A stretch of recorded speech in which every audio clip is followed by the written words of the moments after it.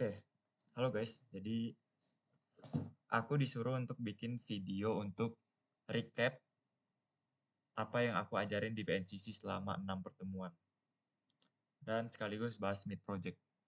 Ya sebenarnya video ini cukup universal ya, siapa aja bisa untuk ikut belajar. Jadi aku bakal jelasin ulang aja soal back-end programming dari awal yang pastinya aku akan lumayan ringkas dan sedikit agak cepat ya. Jadi aku harap kalian mengerti, ini bisa untuk ya misalnya teman aku nanti mau nonton, mau belajar back end, ini aku akan ngajarin awal-awalnya. Oke, langsung aja deh. Sorry agak kurang proper, bodo amat. Oke, jadi back end itu ya sesuai namanya, ada back end, ada front end. Kalau front ya dia mainnya di depan, kalau back end ya mainnya di belakang. Maksudnya apa? Ya biasanya orang itu membuat sebuah project aplikasi, dia itu dipisah, ada divisi yang ngurus bagian tampilannya, ada divisi yang ngurus bagian logiknya. Logiknya dalam artian pengerjaan yang di balik layar gitu, misalnya penyimpanan data atau pemrosesan data, itu kan yang di luar dari tampilan-tampilan yang keren-keren yang kalian lihat itu biasa dibilang back end. Ya, jadi biasa front end itu web app atau mobile app. Nah, biasa orang front end itu buat tampilannya doang.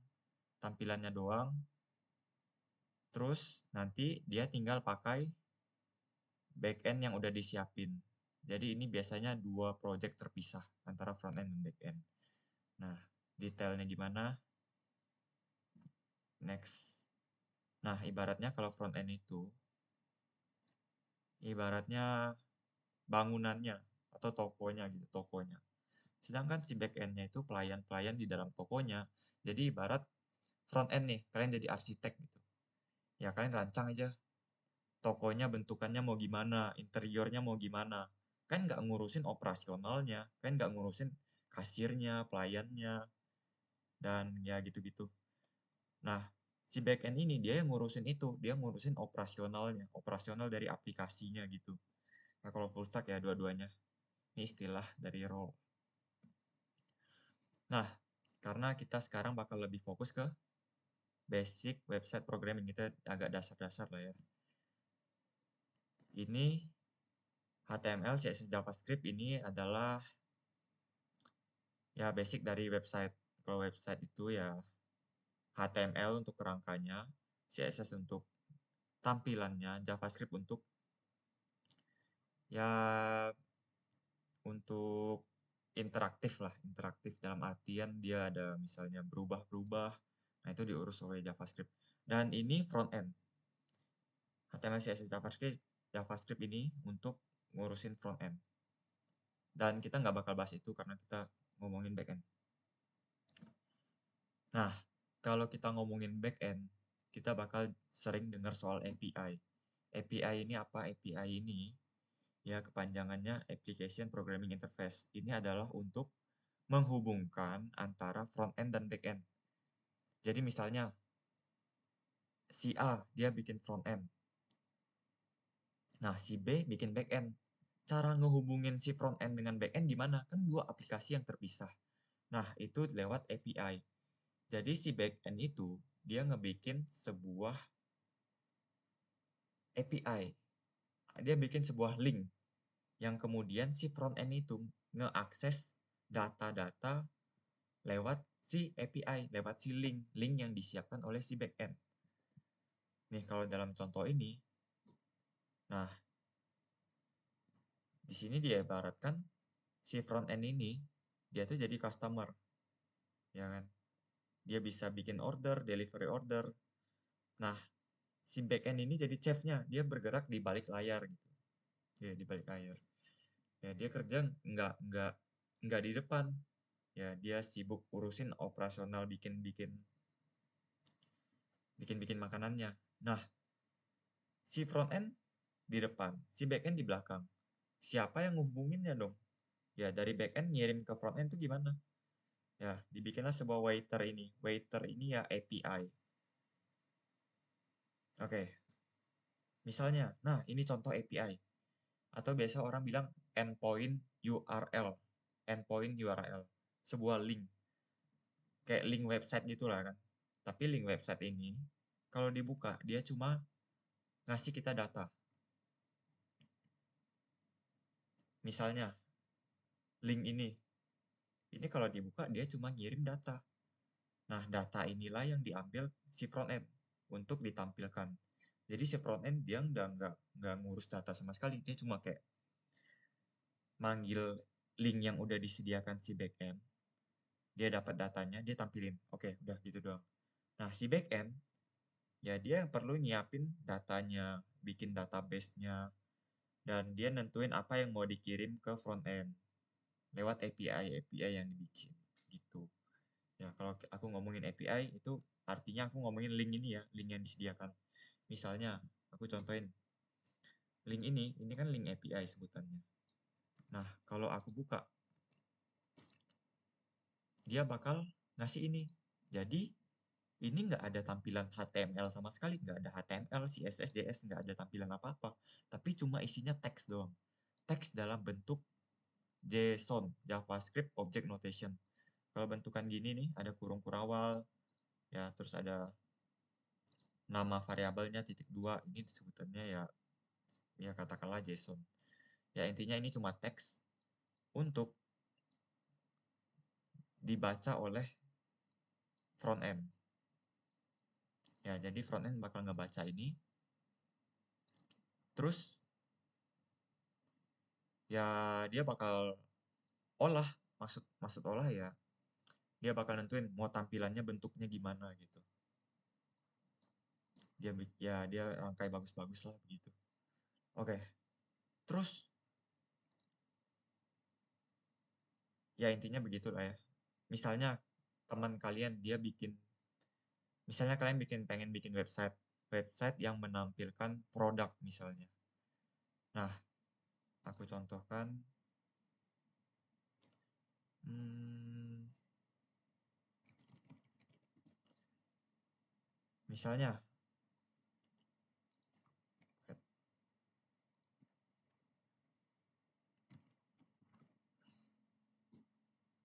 misalnya aku pengen bikin sebuah front end yang nampilin toko-toko misalnya. Nah, si front end dia bakal minta back end bikinin dong sebuah API untuk aku bisa dapetin data toko-toko ini misalnya. Kita bisa coba inspect, kita lihat network. Ya, ini aplikasi yang aku buat ya. Cuma buat iseng doang. Oke. Nah, di sini ada dia front end-nya itu awalnya kosong.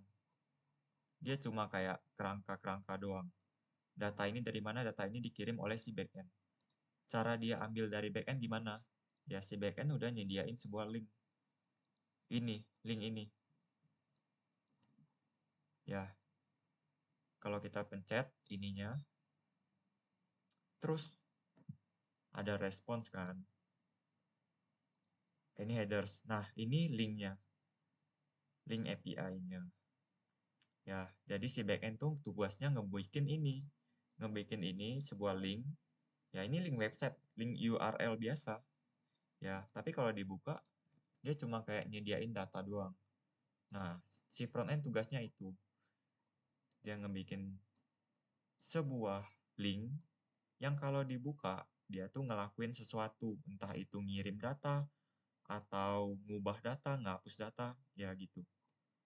Kalau contoh ini ya, dia ngirim data, datanya ada 4, ya ada namanya, ada slug-nya, profile, address-nya gitu. Nah, di sini dia metodenya get. Jadi, di API itu ada 4 metode. Ada get, post, put, delete. Nah, di sini dia get, jadi dia ngambil data nih. Dia minta data. Dia mendapatkan data lah, ya, sesuai translatannya. Oke. Nah, kayak aku bilang tadi, kalau orang bilang CRUD, CRUD, CRUD, itu create, create, update, create, read, update, delete gitu. Jadi untuk bisa nambahin data, baca data, ngubah data, ngapus data. Ya, tugasnya backend gitu. Ngubah data kemana? Ngubah data ke database. Database itu apa sih? Ya, kita lihat dulu di sini. Nah, awal-awal kalian pengen bikin backend, kalian tuh harus bikin dulu IRD-nya. Ya, ini nggak harus sih, tapi bagusnya kan bikin IRD. IRD ini apa? IRD ini ibarat blueprint, ibarat rancangan struktur, ya struktur dari database yang pengen kalian buat.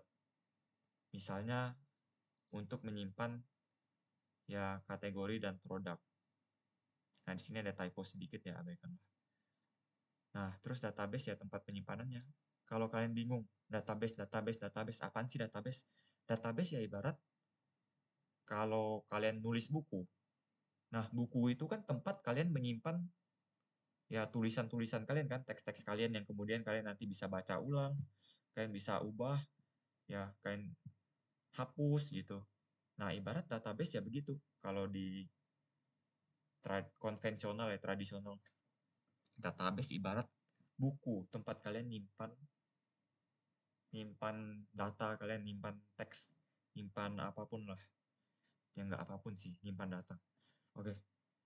Kalau lebih simpelnya lagi, nggak lebih simpel sih, tapi contoh lain, Excel. Misalnya kalian Excel deh. Misalnya nih, Excel. Nah, ini kan kalian bisa bilang ini sebagai database. Ya, ini kalian bisa bilang ini sebagai database, tempat kalian menyimpan data, terus kalian simpan dalam bentuk file gitu. Misalnya, kalian pengen bikin aplikasi untuk produk dan kategori produk. Untuk nyimpan data produk, kategori produk. Ya, kalian tinggal bikin kan table di sini, kasih border, terus di sini ada nama kolomnya, ada nomor, ada nama produk, terus kategori produk. Nah, ibarat database tuh ya Excel begini, table data untuk kayak nyimpan data. Ini 1, A, A, B. Nah, udah gini. Jadi kalian nggak perlu bingung database. Database ya tempat kalian nyimpan data kayak biasa, kayak kalian simpan data di Excel, simpan data kalian tulis di buku. Nah, itu kan kalian menyimpan sebuah data. Itu. Kalian intinya kan 4 kan kayak tadi CRUD. Kalian bisa ngebaca ini.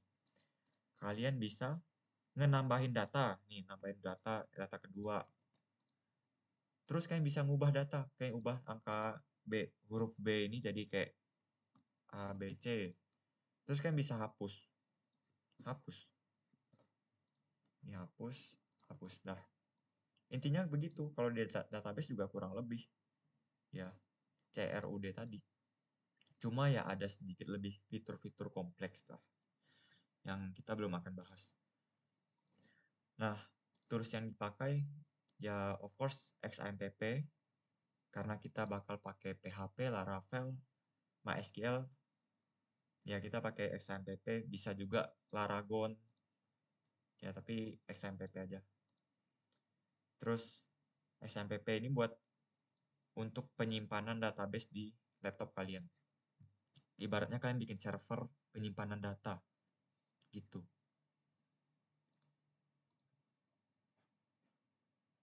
Oke. Terus MySQL ini kayak ya sama tempat penyimpanan data, cuman dia hitungannya kayak ada beda jenis-jenis SQL yang beda, jenis-jenis penyimpanan data yang berbeda. Nah, di sini yang kita pakai yang basic untuk pemula MySQL. Ada beberapa jenis lain yang dia cara menyimpan datanya tuh berbeda. Cara menyimpan ke database-nya tuh berbeda. Ada MySQL, NoSQL, ada PostgreSQL, bla bla bla bla. Nah, kita pakai yang basic biasa, MySQL.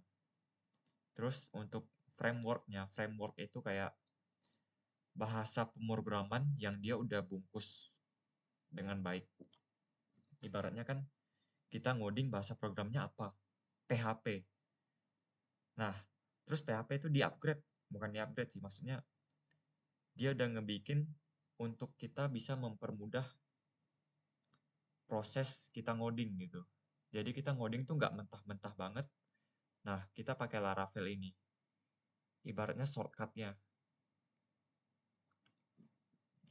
Jadi misalnya kalau kita ngoding PHP kan kita harus bikin dari nol misalnya, bikin dasar-dasarnya. Nah, kita pakai Laravel ini biar cepet aja, biar lebih bagus. Atau contoh lain, misalnya aku pengen bikin sebuah burger, ya. Nah, aku kan tinggal beli roti, beli daging, beli sayur, beli saus. Nah, aku nggak harus dari kayak bikin rotinya dari nol, nggak perlu. Aku langsung pakai pakai roti yang udah orang buat aja gitu.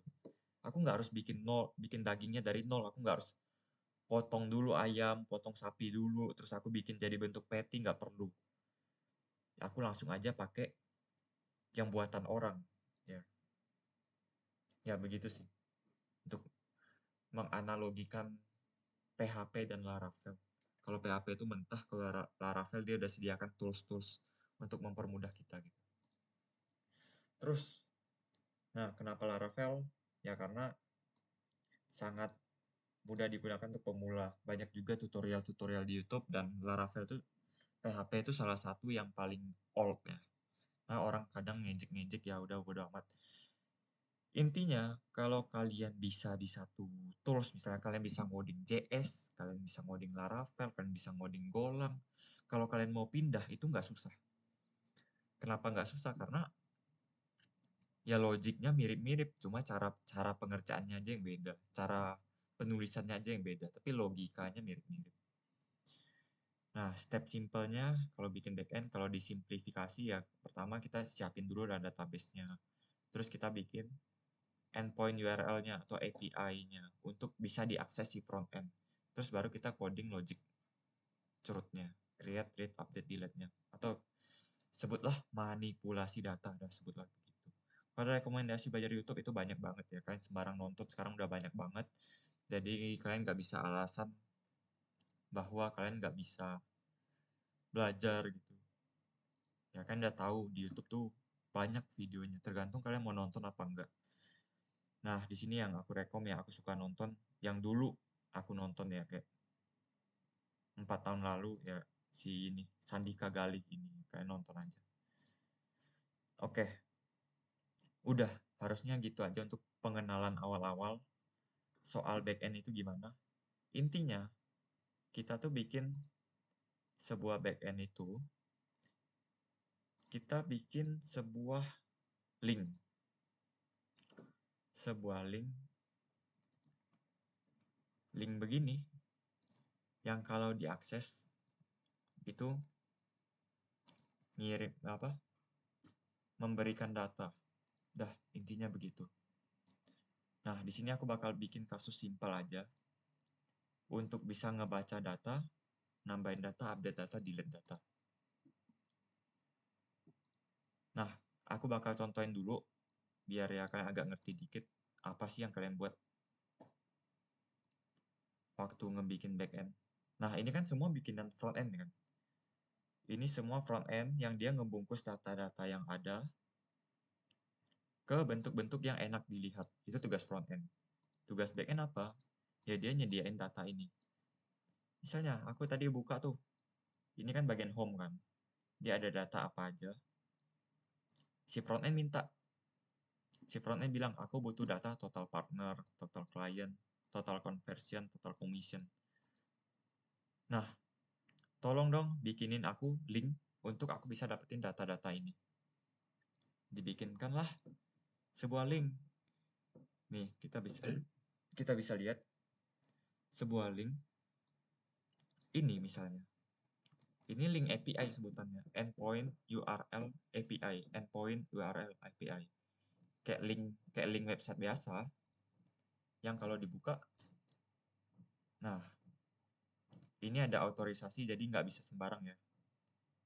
Cuma kalau contoh tadi Ya, oke. Aku bakal pakai contoh mana ya?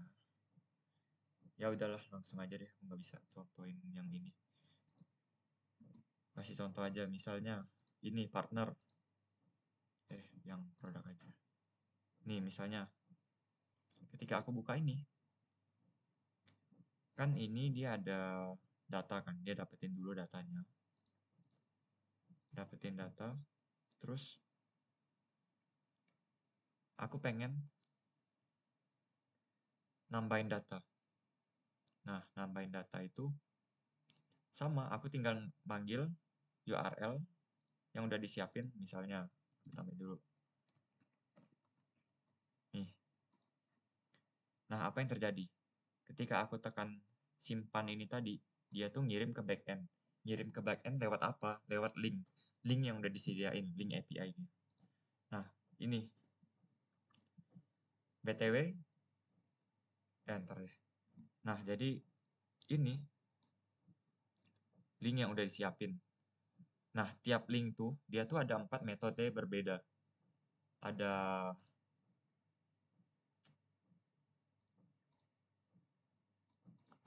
get,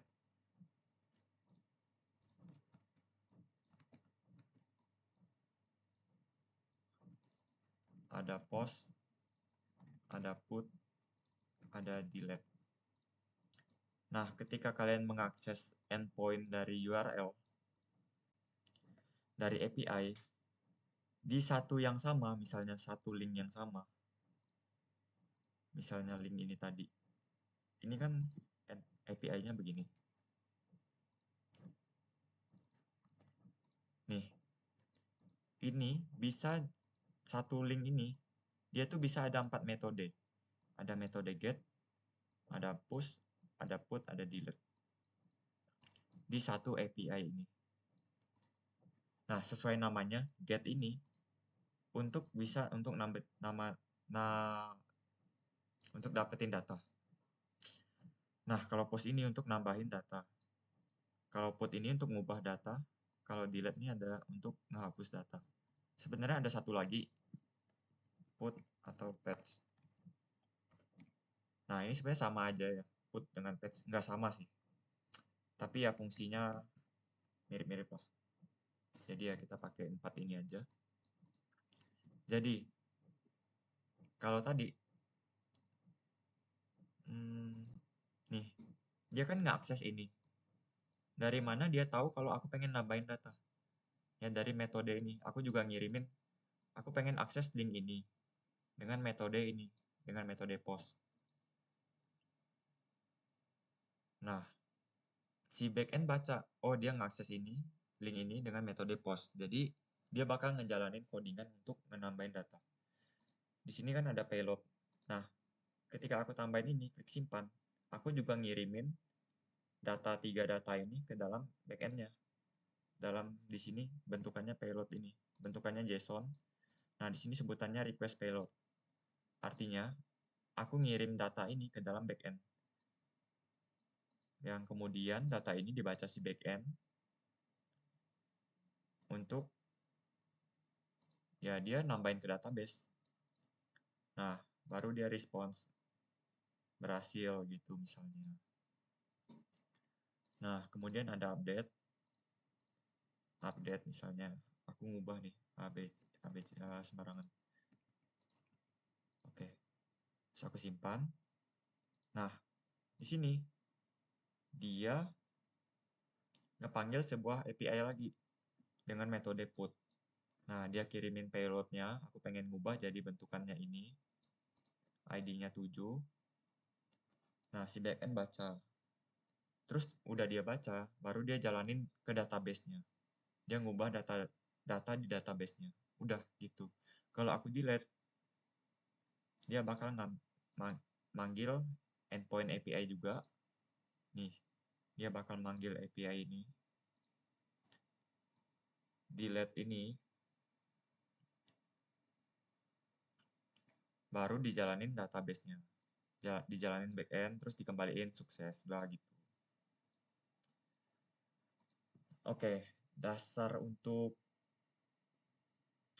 Konsepnya begitu kira-kira. Ya, jadi ada intinya kalian ngebikin sebuah link ya. Sebuah link, misalnya linknya begini, dia bisa dapetin data, bisa untuk nambahin data, ngubah data, delete data. Jadi si front end tuh dia tuh project yang benar-benar cuma nampilin doang. Dia nggak ada hubungan dengan database, nggak ada hubungan dengan logika-logika operasionalnya. Dia cuma ngirimin aja. Ya, kalau sesuai namanya lah ya. Get, post, put, delete. Oke, sekarang kita bakal coba bikin ke codingan Laravel. Ini aku close. Nah, pertama, aku create dulu project Laravel. Ini Laravel 10. Ya, ini project sebenarnya kosong yang ya aku pakai ulang. Ini aku udah kosongin lagi. Nah, kalian bisa tanya di Gemini lah cara untuk nge-create project Laravel. Kalian ikutin. Nah, sekarang kalau udah gini, ini kan kosong nih. Pertama aku harus ngapain? Ya, yang pertama bagusnya aku rancang dulu. Aku rancang dulu. Aku sukanya pakai aplikasi ini sih. Pakai website nih, drawsql.app. Nah, di sini aku rancang dulu database aku pengen kayak mana. Misalnya ini. Nih, gini misalnya. Aku rancang, aku pengen nyimpan data apa aja. Ada data produk, ada data kategori. Nah, tiap tiap data ini kan ke Excel ini kan. Ya mirip-mirip, hampir sama kan. Ada ID-nya, nomor ya, anggaplah ID. Terus ada nama produk, kategori produk. Ya, udah. Kayak gitu. Nah, ID, ini nama kolomnya, nama kolomnya, nama kolomnya. Terus ini jenis datanya. Misalnya INT ini angka, varchar ini kayak tulisan, teks lah. Teks yang terbatas jumlahnya. Nah, terus ya gini, ibaratnya kalau kalian ngerancang sebuah Excel untuk kalian nyimpan data, ya sama aja dengan kalian ngerancang sebuah database, kurang lebih gitu. Misalnya ini ada produk kategori. Nah, udah ini, apa yang kita buat? Next, kita buat ke database. Ini adalah database dari XAMPP. Nih, ini XAMPP aku. Ya, kalian start aja bagian Apache ini dan MySQL. Baru untuk kalian ngebuka phpMyAdmin, kalian bisa langsung ketik localhost phpMyAdmin di website kalian, atau kalian bisa aja klik admin di sini. Nih, dia kebuka. Nah, kita bikin database baru. Database itu ibarat kita bikin sebuah file Excel gitu misalnya. Misalnya BNCC trial.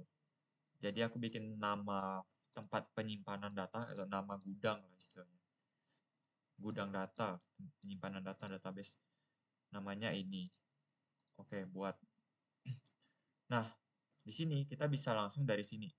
Kita bikin tabel-tabelnya. Kalau di sini kan ada 2 tabel. Di sini ada 2 tabel kategori dan produk. Cuman di Laravel dia udah nyediain fungsi bikin tabel. Jadi aku nggak perlu buat manual di sini. Ya, yang penting aku udah buat nih. Ada database namanya BNCC trial. Oke, next.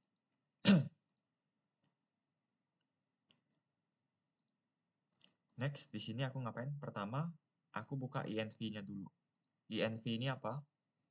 Env itu kayak tempat variabel-variabel penting, variabel-variabel rahasia. Ini misalnya, ini kan awalnya kosong begini. Nah, aku kasih tahu dulu DB database. Namanya apa? Namanya BNCC trial.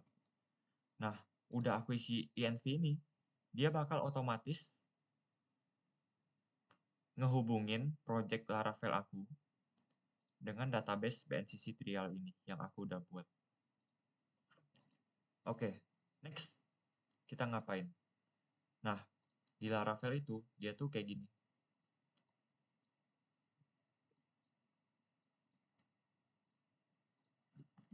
Laravel. Dia tuh ada yang pertama migrations.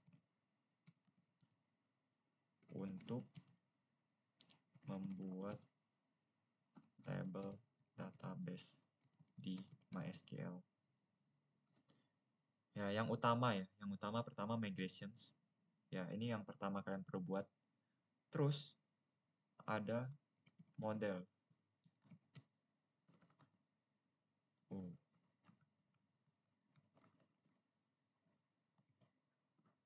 Oh, gitu. Oh, itu sih.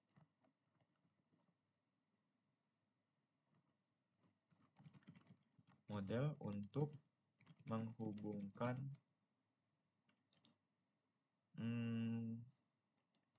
codingan Laravel ke database. Terus controller untuk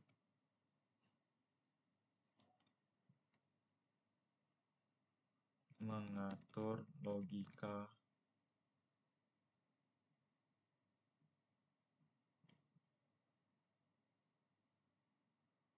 ya udah sih, mengatur logika codingan deh gitu. Terus ada API untuk menjalankan fungsi controller ketika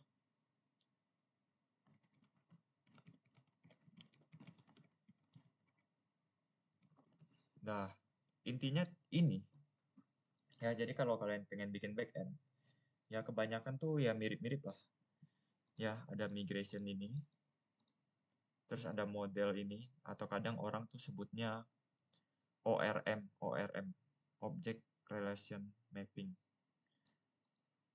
atau model ya, mapping kayaknya. Terus controller ya untuk ya kalian ngoding apa yang pengen kalian jalankan gitu. Terus API. Udah, intinya empat ini. Oke, tadi kan aku udah ada ininya, rancangannya, blueprintnya.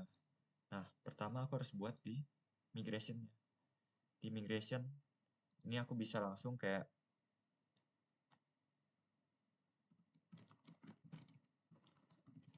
aku biasanya pakai ngetik begini, PHP artisan make model, terus nama modelnya misalnya produk, terus aku kasih strip mc. Ini artinya aku pengen bikin model produk, terus ada migration dan controllernya ya. Coba aku enter.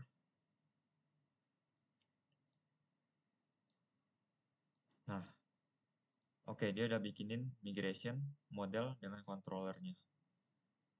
Atau biasa orang bisa pakai Control Shift P terus make apa gitu, make controller, make migration, make model.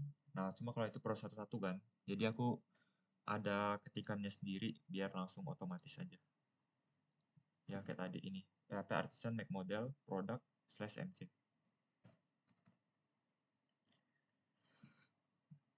Oke, terus sekarang aku udah bikin migration controller model ya. Kalau kita lihat di sini, of course pertama yang aku harus buat adalah aku bikin table dulu di database-nya. Aku ngikutin ini. Jadi,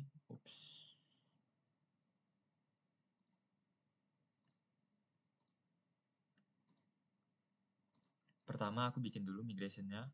Nah, di sini dia ada template-nya, ada ID dan timestamps. Timestamps ini untuk ngasih tahu kapan dibuat dan kapan diupdate-nya. Udah, intinya begitu. Tapi kalau nggak ada ini juga nggak apa-apa. Ya bisa nggak usah deh. Oke, jadi kalau aku ngikutin tadi, ya table string name, terus Ya ini karena aku pakai kursor, dia ada kayak auto complete dari AI-nya. Cuma kalau nggak ada ya juga nggak apa-apa. Kalau tadi kan products ada apa aja ya, kita lihat ya. Ada name, ada price, ada kategori ID.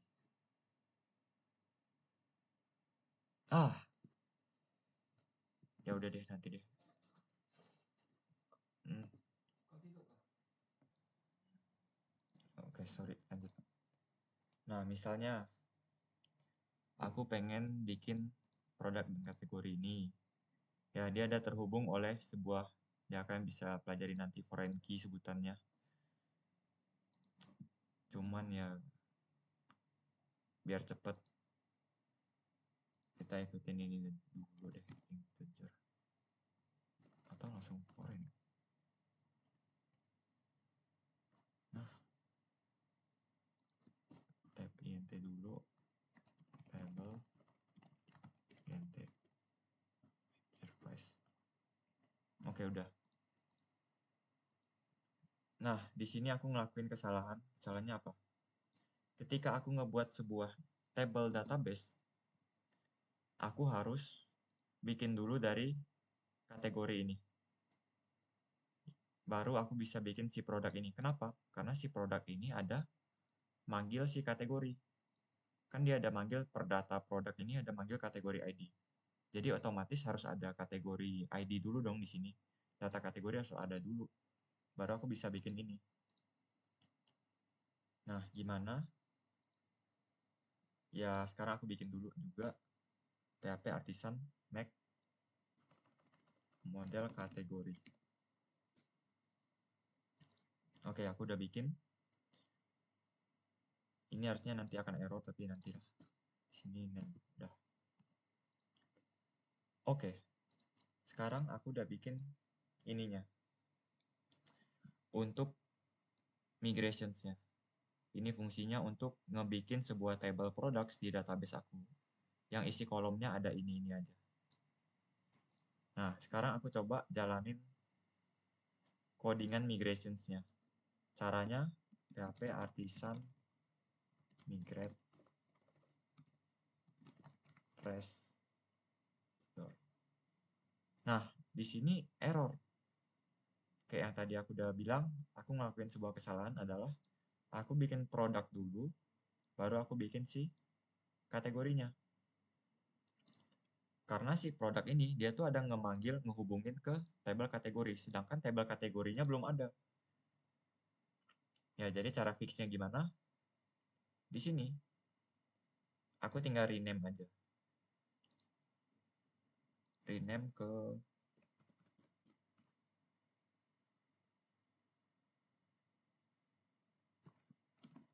ini misalnya. Nah, udah.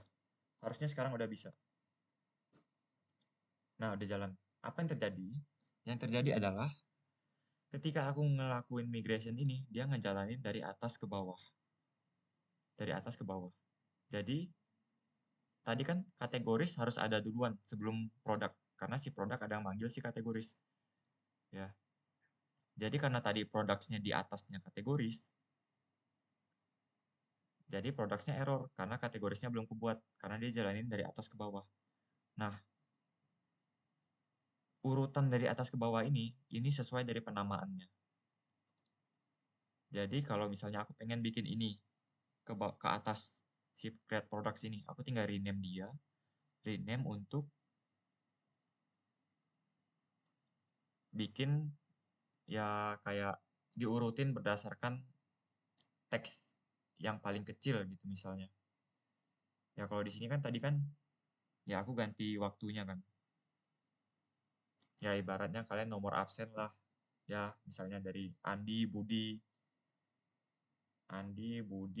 Citra. Nah, si Citra ini aku ganti abjad awalnya jadi A. Jadi sekarang si Citra ini di atasnya si Budi. Ya, soalnya namanya udah Aitra gitu misalnya. Nah, ini kesalahan yang cukup umum terjadi ya. Cara solve-nya ya kalian ubah aja urutannya. Cara ubah urutannya kalian rename-nya.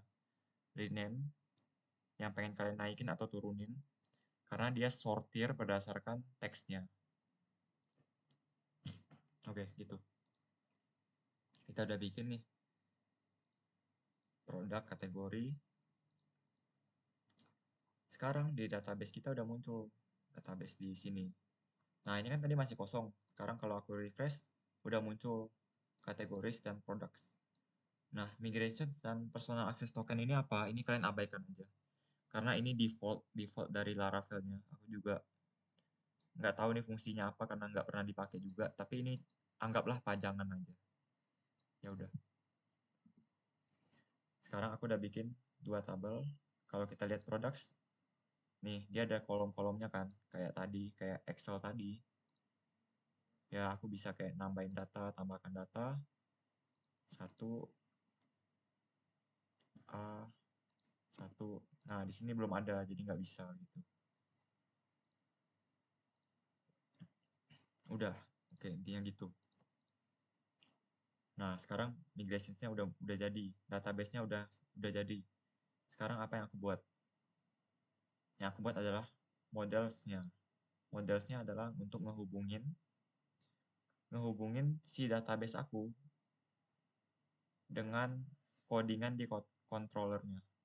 Misalnya nih, kalau di sini, ya aku bakal pakai ini adalah codingan yang lumayan template ya.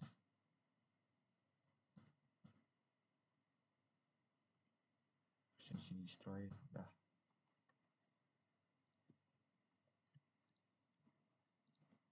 Let's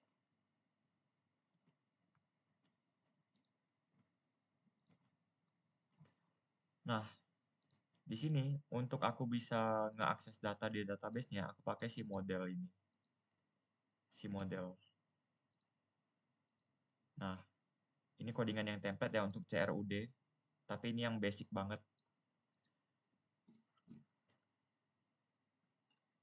Ini ibaratnya kalau kategoris ini variabelnya, terus ini adalah kategori al.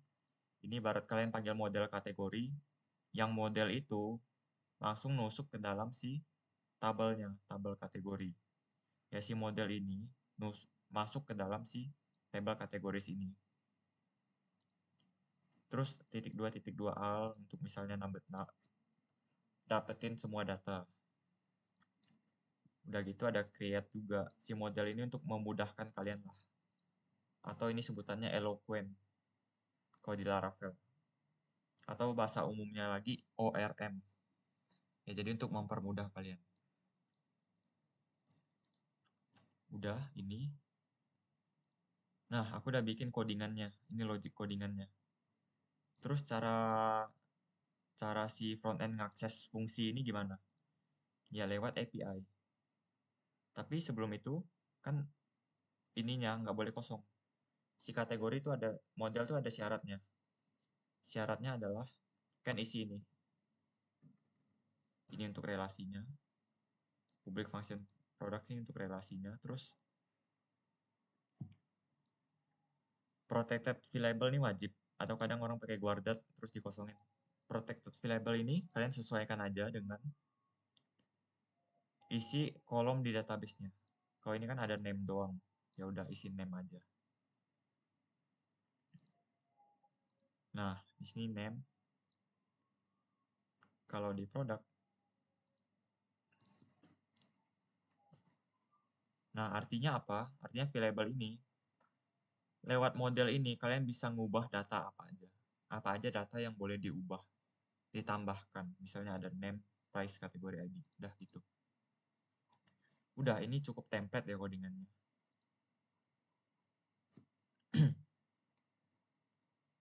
Oke, next adalah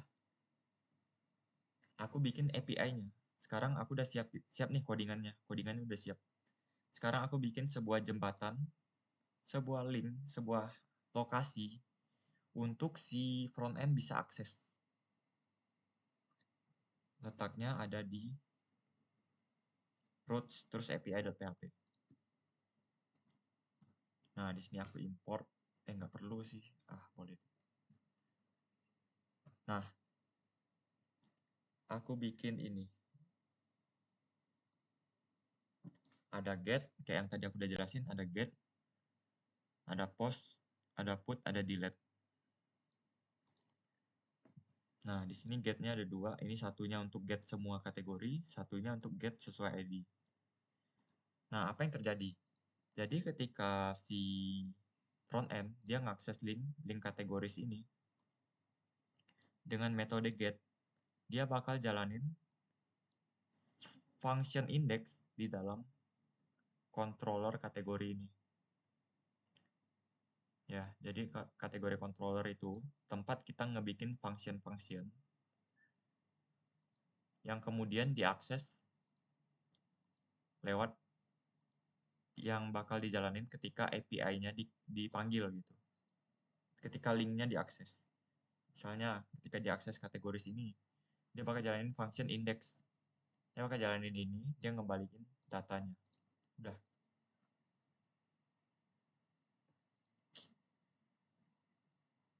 Oke. Next-nya, aku jalanin dong project-nya PHP Artisan Serve.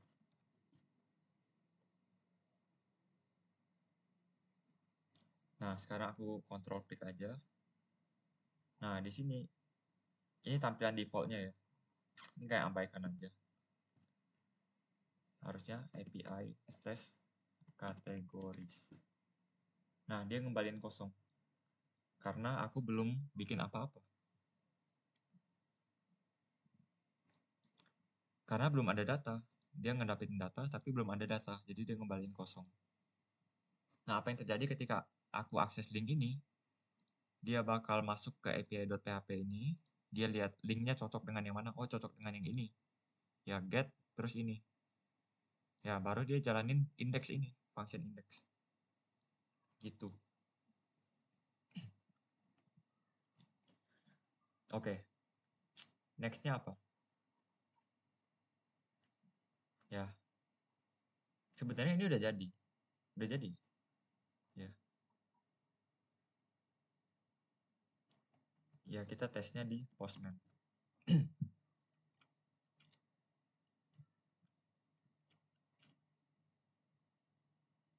Di sini kita buka Postman kita. Terus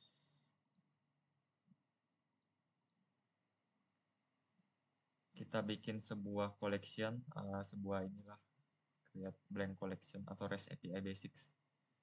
Terus jadilah ini, yang kemudian kita bisa manggil-manggil API-nya dari sini. Kenapa pakai ini? Karena kalau di sini, kita bisa post, put, delete.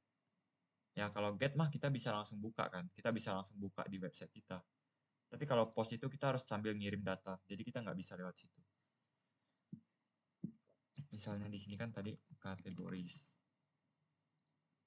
Get. Nah, kosong kan. Aku pengen nambahin data. Di sini kategoris juga.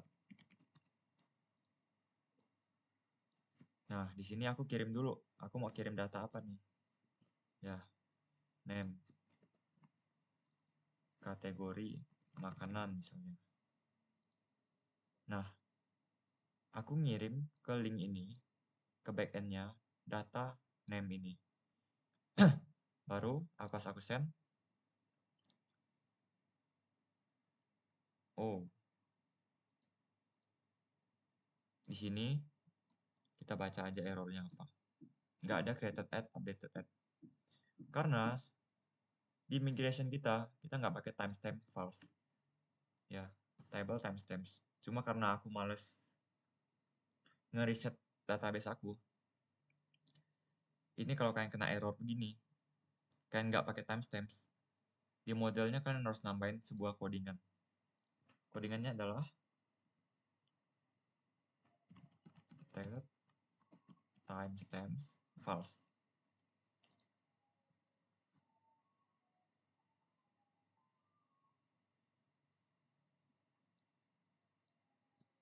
Publik ya, oke.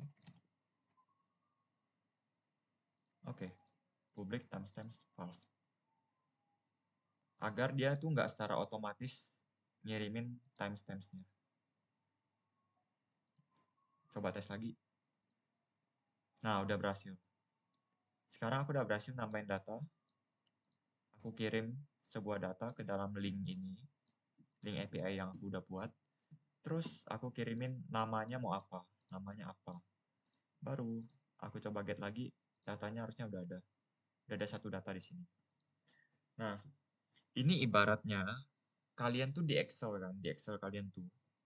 Kan tuh nambahin data, kalian tuh kan ketik manual di dalam tabelnya. Nah, di sini enggak gitu.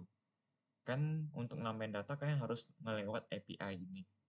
Ngelewat API ini, terus kalian kasih tahu, aku pengen nambahin data namanya ini. Gitu. Nggak kayak di Excel gitu. Terus update ini ya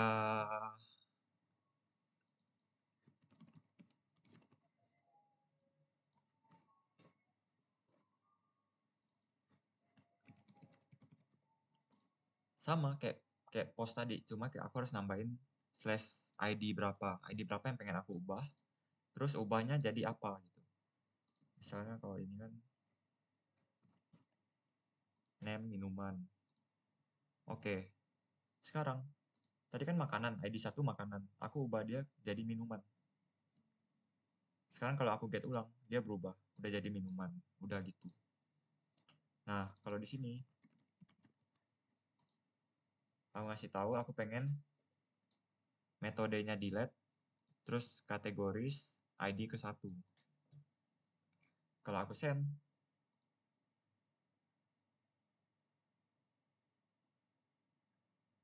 oke, harusnya udah. Nah, udah hilang lagi, udah kosong lagi. Gitu, guys.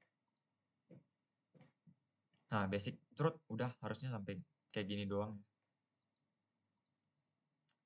Cuman, ya ini untuk simpelnya begini. Cuman orang tuh kadang kompleks di mana ya dia codingannya nggak sesimpel ini ya. Kalau ini kan simpel banget. Ya kalian bisa lihat lah di AI atau di dokumentasi codingan yang bagus kayak mana. Yang aku kasih contoh ya. Kalau store itu biasa tuh dia pakai validation, request validate. Ya, if validator fails, return response. Biasa dia ada nambah-nambahin lagi gitu.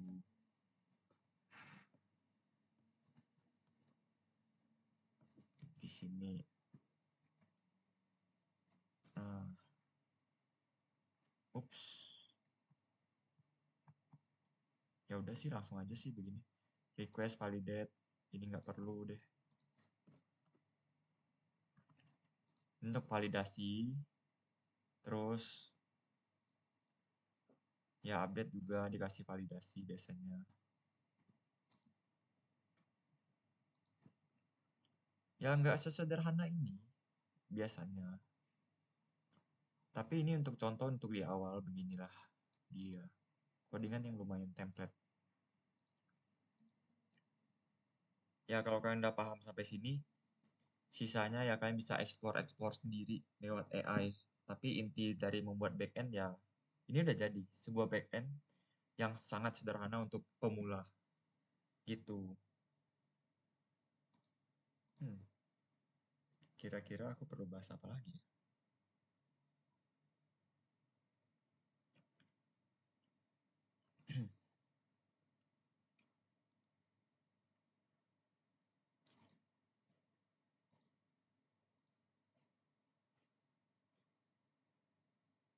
Udah sih, kayaknya gitu doang tadi ya. Kita ngebikin sebuah migration. Ya, kalau aku bikin step by stepnya ya kurang lebih gini. Bikin blueprint database-nya. Terus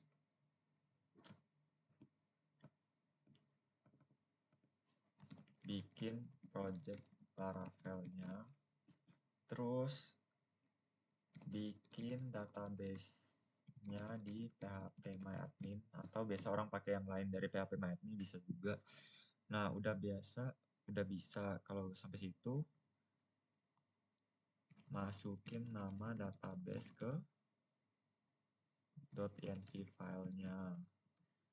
Terus ya buat file migrations model controller, atau aku kasih ketikannya begini, make model, nama model mc, terus isi codingan file migrations nya sesuai ERD dalam kurung blueprint. Nah, terus isi codingan modelnya sesuai kolom-kolom database, kolom-kolom tabelnya. Terus isi codingan controller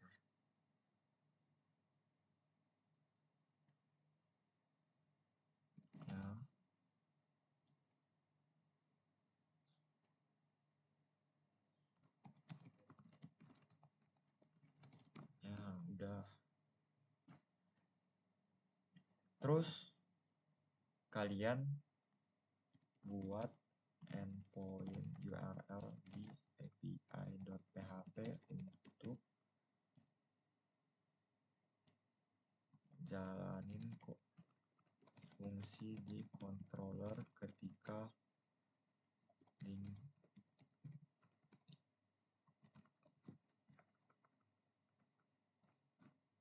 Udah, intinya begini.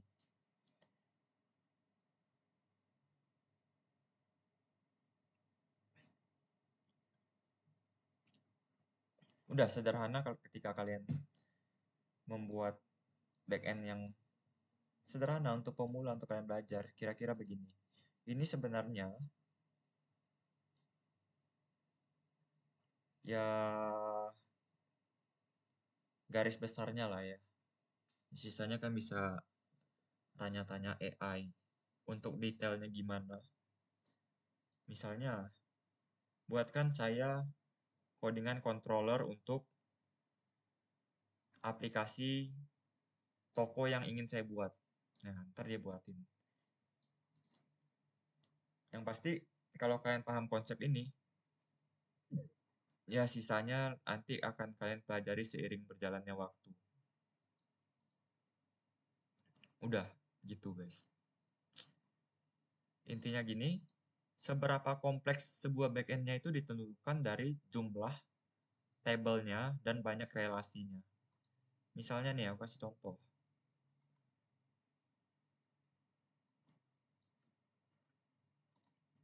Misalnya, aku bikin aplikasi sewa lapangan. Nah, pertama aku rancang dulu. Pengen ada data apa aja ya, gitu. Terus, koneksi relasinya kemana-kemana aja ya, gitu. Tipe-tipe datanya apa aja, ya ada kolom apa aja, tiap tabel. Nah, kayak rancang ini. Terus biasanya, ini aku screenshot ke dalam AI Gemini. Aku minta dia, tolong buatkan aku migrations-nya.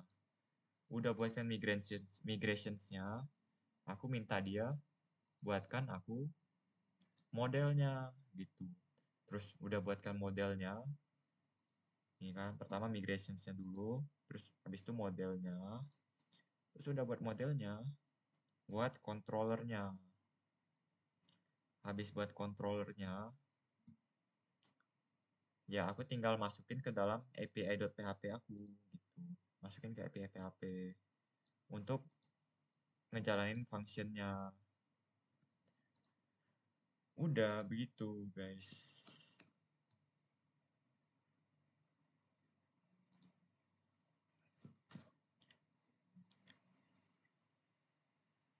Oke, pas 1 jam. Harusnya udah cukup sampai di sini ya. Oh, aku perlu disuruh bahas mid project lagi. Ini. Nah, di sini kan apa yang diminta intinya bikin content management system. Content management system tuh gimana?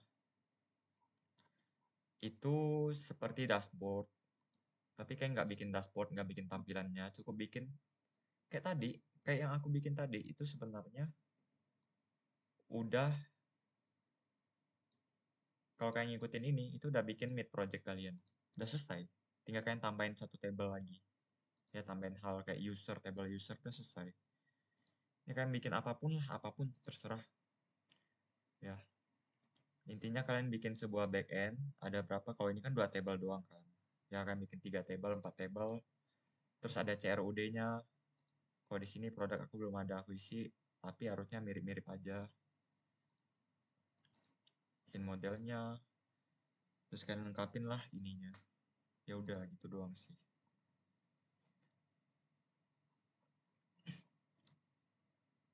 Udah, sepertinya sebenarnya masih banyak yang bisa dijelasin, cuman itu akan videonya jadi sangat berjam-jam dan aku males jelasin semuanya di satu video.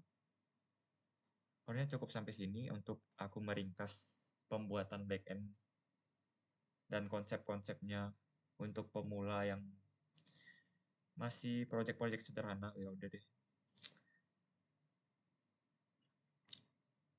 Semoga ya kalian bisa mengerti dengan baik lah apa yang aku jelasin tadi. Tapi secara gambaran besarnya begitu. Untuk detailnya kalian bisa tanya ke AI, minta AI bikinin. Dan kalau kalian masih nggak ngerti, bingung-bingung ya kalian bisa nonton tutorial-tutorial lain. Ada banyak banget, banyak banget. Dan kalau kalian malas, ya artinya kalian nggak usah jadi programmer. Aku juga pengen quit dari jadi programmer. Kalian bisa sukses tanpa jadi programmer. Dan kalau kalian nggak jadi programmer, dunia ini nggak hancur. Ya udah. Sekian ya, terima kasih. Sorry atas banyaknya kekurangan. Ya, goodbye.